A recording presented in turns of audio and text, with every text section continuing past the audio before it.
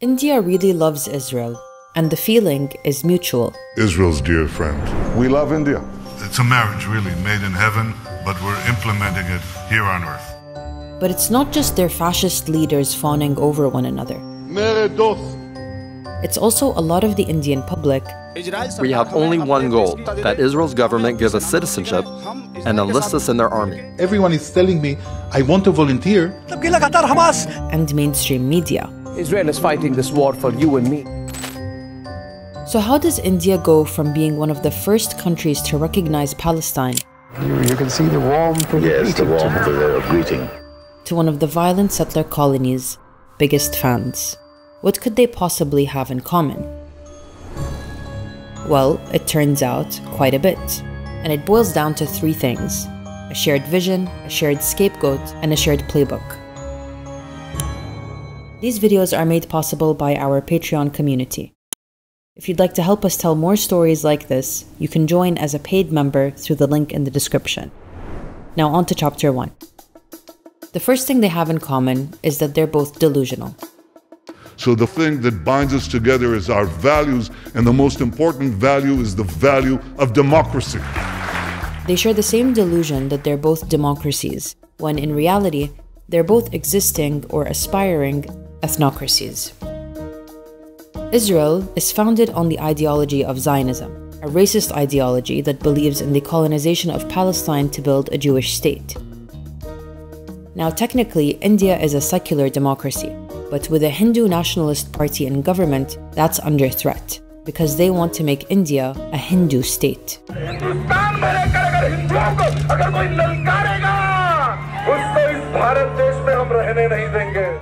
This has all happened over the past 10 years under Prime Minister Narendra Modi of the BJP, a far-right party that follows Hindutva, a Hindu nationalist ideology that believes India should be a Hindu nation, or Hindu Rashtra.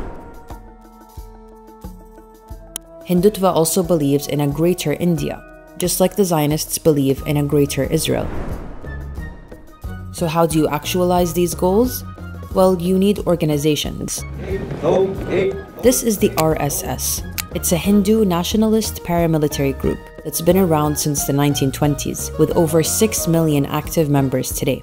Early leaders such as MS Golwalkar admired Adolf Hitler and the Nazi movement for steps taken to ensure, quote, the purity of the race and its culture. The BJP was actually established as the political wing of this group, and many former RSS members would go on to become powerful politicians in India, like Narendra Modi, just like how many Israeli leaders trace their roots back to the Zionist militias that executed the Nakba. The RSS aren't pacifists either.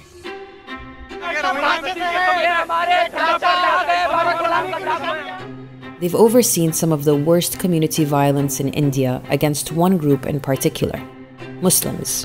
This was on display with the destruction of the Babri Mosque and the ensuing riots in 1992. In just 5 hours, the domes were smashed, the press hit in order to ensure no coverage, and Muslim houses burnt to the ground. And the Gujarat pogrom of 2002. Murder, rape, people burnt alive. Over 1,000 people have died, and more than 100,000 have become refugees in their own land. Modi was actually chief minister of Gujarat at the time, and was accused of allowing the violence to take place. So why do these groups hate Islam so much? Because to have a Hindu supremacist society, you need to have a people to reign supreme over. That brings us to the second reason India loves Israel. Nothing brings two people closer together than hating the same thing. The quest for modernity, the quest for innovation is being challenged by radical Islam and its terrorist offshoots. Or in this case, the same religion. The same radical, jihadist, Islamist, terrorist thinking Israel is a victim of, we are a victim of as well. Israel is fighting this war on behalf of all of us. Both India and Israel have built narratives framing themselves as victims of Islam or Islamic terror. For Israel, it's Hamas and Palestinians. And for India, it's Pakistan and its own Muslim minority. All people are not equal. Muslims do not deserve equal rights to apply for citizenship. There is no such thing as equal rights. They are not in an equal category. और इनके 20 लाख भी मार दिया हमने तो हम विजयी हैं, हम Muslims, especially the poor and low caste, have lived in this kind of India for the last 10 years under the BJP. Mind you, there are a lot of Muslims in India, at 200 million. To understand why Islam is vilified, we need to go back to two moments in Indian history. The first being Islam's long and rich history in India that's contributed to its social and cultural fabric today.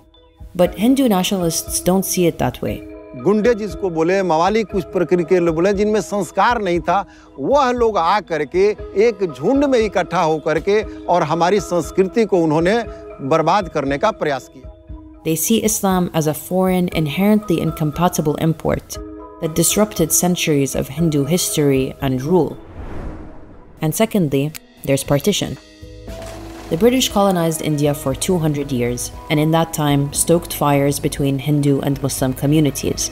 When they left, they proposed the partition of the land into two independent countries, Hindu-majority India and Muslim-majority Pakistan. Western powers playing divide and rule, then carving up land that doesn't belong to them, sounds very familiar. The process of people moving between these new borders was bloody and violent. It's estimated between 1 and 2 million people died. The two nations have been in conflict ever since, a conflict marked by wars, border spats, and terrorist attacks, mostly in India. The incident frayed already tense ties between nuclear-armed neighbours India and Pakistan. All people who are against terrorism must support Israel. In fact, we should learn from Israel and finish off the Pakistanis when they are weak. Israel's scapegoat is specifically Islamic terror. Israel is defending itself on 7 fronts against the enemies of civilization. Israel is a settler colony, established by Jewish supremacist militias violently displacing indigenous Palestinians. And while the settler violence hasn't stopped since 1948, Palestinians have continued to resist in whatever way they could, leading to resistance movements like Hamas and operations like October 7th, which Israel sees as terror. All civilized countries should be standing firmly by Israel's side. Weapons of destruction, these missiles, these chemical weapons. And Israel has been beating the drums of war for the war on terror for decades. If you take out Saddam, I guarantee you that it will have enormous positive reverberations on the region. Radical Islamist terror. The enemy is militant Islam. And from Palestine to India, a 50-year-old man was beaten to death. All of this scapegoating translates into material consequences for the people being scapegoated. Which brings us to the third reason India loves Israel. Their oppression plays out in similar ways. The first way is by rewriting history. Chapters about the Islamic Mughal Empire have been removed from history textbooks, cities are being renamed to erase their Islamic history, and even the Taj Mahal, a mausoleum built by a Mughal emperor, is being claimed a Hindu temple by some politicians.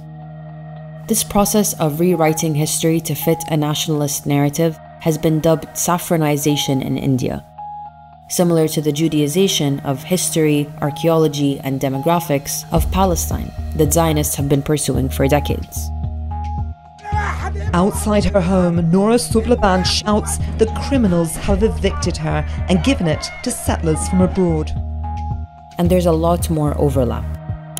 They're seen as a demographic threat. If Muslims become more than 30%, that country is in danger.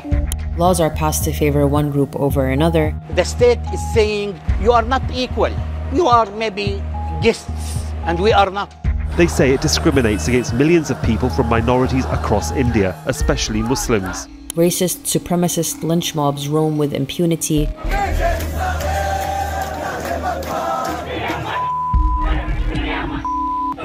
And their homes and businesses are destroyed to intimidate them. Sending a bulldozer to their home and calling the home as, illegal construction. Both Israel and India weaponize trauma to rally support. We must remember 26/11. Both fearmonger about Muslims or Palestinians. मदरसों का एक बड़ा योगदान है कट्टरपंथियों की कारखाने हैं। अदृश्य लव जिहाद का आतंकवाद हमारी लाखों बहन बेटियों की जिंदगी को बर्बाद कर चुका है। And both cultures seem to have normalized songs and films pushing racist, violent narratives.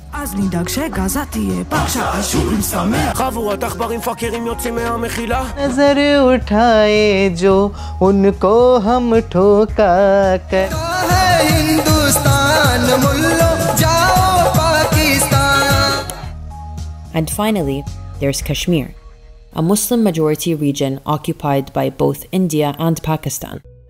Just like the occupied West Bank, Indian-administered Kashmir is heavily militarized, and resistance is met with violence. This is the moment when an Indian security vehicle crushes a Kashmiri protester. And reports say 3,000 have been arrested, many from their homes and some without charge. While the majority of the population are Muslim, the Indian government has considered building settlements that would allow Hindus to move into the contested area. Because we already have a model in the world. If the Israeli people can do it, we can also do it. I think we should. That model is what Israel has been doing in the West Bank for decades, building Jewish-only settlements on Palestinian land in order to create a new status quo and change the demographic reality on the ground. Even their tools of oppression overlap. India is Israel's largest buyer of military equipment. Israel has actually trained Indian special forces deployed in Kashmir, and Israeli tech that monitors Palestinians in the West Bank now tracks Kashmiris. The systems of oppression are not just similar, they're interconnected. But India's relationship with Israel hasn't always been this way. In fact, India voted against the creation of Israel at the UN, and was one of the first countries to recognize the PLO led by Yasser Arafat as the legitimate representative of the Palestinian people. But the shift away from Palestine began in the 90s, when India sought to liberalize its economy and establish better relations with Western countries, like the US, and that meant becoming more neutral on Palestine. Then, a huge turning point came in 1999, when Israel provided India with weapons it urgently needed during the Kargil War with Pakistan. And they've been getting warmer ever since. All the while, the fascist mobs that rally around the leaders pushing these ideologies are too distracted to realize that they have more in common with their so-called enemies than they do with the politicians pitting them against one another. When the online outlet News Laundry analyzed debates across 7 major news channels earlier this year, it found that the number of programs tackling economic problems were minimal. Communal issues, Hindu versus Muslim debates, controversies dominate the output. And certain terms get thrown in, like jihad, and then applied to whatever grievances Indians may have. More and more countries are ruled by racist, fascist, right-wing governments, so it's easy to see India's love of Israel as an extension of that. But this is way bigger than just Modi or Netanyahu. It began way before them, with ideologies that rely on the demonization of one people to justify the settler colonialism and fascism of another. These structures of power don't serve anyone except the people operating them and the gluttonous war machine they feed. A war machine worth billions of dollars and millions of lives.